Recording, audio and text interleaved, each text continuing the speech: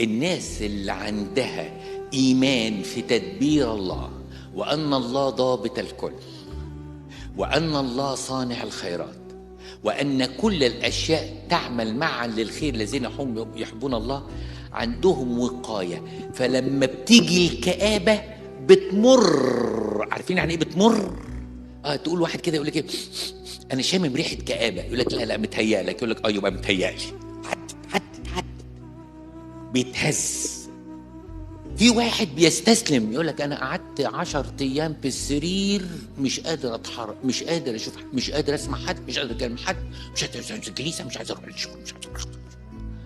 وفي واحد يقول لك انا الصبح كده كان عندي كده، بس عدت. ليه؟ لانه بيبص لربنا. احنا لو بصينا للناس وبصينا للتراب اللي ماشيين عليه هنتكعبل طول ما احنا ماشيين.